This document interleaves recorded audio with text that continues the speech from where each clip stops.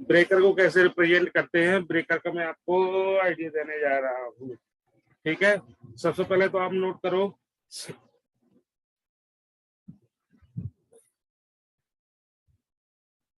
Up to 6.6 kV तक आप लोग ACB यूज करोगे, ACB एयर सर्किट ब्रेकर।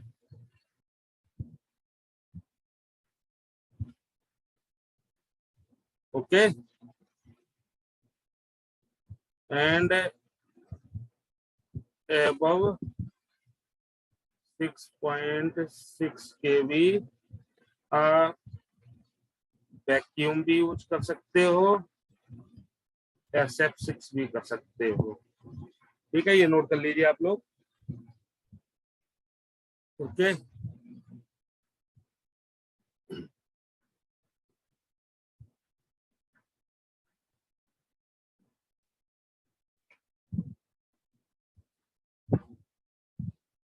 अब ब्रेकर रिप्रेजेंटेशन में ये 132 kV जो भी है, जहाँ ब्रेकर लगाना अगर इनकमिंग फीडर मान लो 33 kV का है, ये 11 kV का, तो आप वो मेंशन कर सकते हो, 33 भी मेंशन कर सकते हो, 11 भी मेंशन कर सकते हो, 110 भी कर सकते हो, जो भी आपका इनकमिंग है आउटगोइंग फीडर जहाँ ब्रेकर इंस्टॉल करना है। अब उस ब्रेकर मान लो उस फीडर करंट मान लो कितना है, आपको हमने निकालने सिखाया था फुल लोड एम्पियर करंट कैसे निकालते हैं। ठीक है, तो फुल लोड एम्पियर करंट ये है कि मान लो 10 MVA का है, ठीक है 10 MVA, तो 10 MVA divide by 33 kV into √3। ठीक है, तो ये आपका value full load ampere into 1.25 कर सकते हो, या 1.2 को लेके भी कर सकते हो, ये निकल आएगा। अब जो भी निकलेगा, मान लो निकला 900 एम्पियर। अब 900 एम्पियर आप देखिए यहाँ पे कोई है सीधा नहीं है। सबसे पहला एम्पियर आता है आपकी 33 kV में, ये पूरा चार्ट मैंने आपको प्रोवाइड कर दूंगा, चार्ट में आप देख सकते हैं कितने कितने। 630 एम्पियर के बाद सीधा 800 एम्पियर, 800 से लेकर 1250 तक कोई भी है नहीं है। मान लो 900 एम्पियर निकलता तो आपको 1250 एम्पियर कंसीडर करना पड़ेगा आपको। ठीक है, सेम 132 kV में होगा, 900 एम्पियर निकलता है तो आपको ये नहीं कंसीडर करना, 800 नहीं कंसीडर करना है, आपको 1250 एम्पियर कंसीडर करना पड़ेगा। तो ये है। अब कौन सा ब्रेकर आपका यूज हो रहा है, 132 है, तो जनरली जाहिर है कि आप SF6 ही सर्किट ब्रेकर यूज करोगे, तो वैक्यूम भी लगा सकते हो। अगर आपका आउटडोर स्टेशन है तो वैक्यूम लगाओगे, इंडोर है तो SF6। तो वो मैं यहाँ मेंशन करना पड़ेगा कौन सा आप यूज कर रहे हो ब्रेकर। तो ब्रेकर को रिप्रेजेंट ऐसे करते हैं। ये आपका फॉल्ट करंट है जो आपको वैल्यू में लिखाई है कि 132 एम्पियर का 40 एम्पियर ही होता है, और 1 सेकंड के लिए होता है। 1 सेकंड आप यहाँ मेंशन कर सकते हो, यहाँ 3 सेकंड लिखा हुआ है।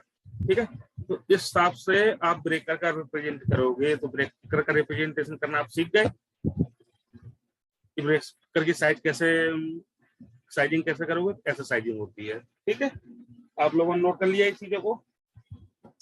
ठीक है, अब इसके बाद हम आते हैं कौन सा है, आइसोलेटर। और ये चार्ट से आप ध्यान रखना, चार्ट में आपको ये भी दिया हुआ है कि किस किस एम्पियर के लिए कौन कौन सा ब्रेकर है। जैसे 66 के लिए की है 25, अगर किलो एम्पियर 3 सेकंड के लिए लेते हो तो BCB ब्रेकर यूज करोगे। ठीक है, ये 3 सेकंड को आप 1 सेकंड में भी कर सकते हो। 3 सेकंड पहले यूज होता था, अभी भी यूज होता है, कई लोग यूज करते हैं। वो आपके ऊपर डिपेंड करता है कि आप यूज करते हो नहीं करते, कौन सा ब्रेकर किसको लगाना है, ये पूरा चार्ट में मेंशन करके रखा हुआ है। ठीक है, तो इस हिसाब से आप ब्रेकर की साइजिंग करोगे इस चार्ट को देख के। ठीक है, अब सेम साइजिंग आइसोलेटर की भी होती है जैसे ब्रेकर की होती है। आपको जो ब्रेकर में आप चीज मेंशन करोगे, ठीक है, वो ही इसमें मेंशन करना है, क्योंकि ये ब्रेकर के बाद ही आइसोलेटर लगेगा। ठीक है, पहले और आगे और पीछे आइसोलेटर लगेगा। तो जो ब्रेकर का किलोवाट होगा, किलो वोल्ट होगा, वही इसका होगा, वही एम्पियर इसका होगा, वही किलो एम्पियर इसका होगा, वही सेकेंड इसका होगा। ये सेम ब्रेकर का है। अब फर्क कहाँ आता है कि motorise isolator with earth switch और विदाउट अर्थ स्विच। ठीक है, अब पहले आप नोट कीजिए कि मैनुअल आइसोलेटर कहाँ कहाँ यूज होता है। तो manual isolator up to 33 kV तक यूज होगा। ठीक है, और मोटराइज आइसोलेटर एवं 33 केवी यूज होगा। अब मैनुअल और मोटराइज में क्या होगा कि आप इसको ऑपरेट करना होगा तो आप हाथ के थ्रू ऑपरेट करोगे, हाथ से जाके ऑन ऑफ करोगे, ठीक है, सर्किट ऑफ होने के बाद। सर्किट रनिंग टाइम पे ऑन ऑफ मत कर देना, जो आपको मैं पहले भी मेंशन किया हुआ है। जब सर्किट ऑफ करोगे उसके बाद इसको हाथ से ऑपरेट करोगे, ठीक है, ऑन ऑफ के लिए। और इसमें ये मोटर के थ्रू ऑपरेट होगा, इसके साथ मोटर अटैच होगी। मोटर का स्विच ऑन ऑफ करोगे तो ये ओपन क्लोज होगा, ठीक है। ये फर्क होता है मोटराइज और मैनुअल में। अब मोटराइज दो टाइप के होते हैं आइसोलेटर, विथ अर्थ स्विच और विदाउट अर्थ स्विच।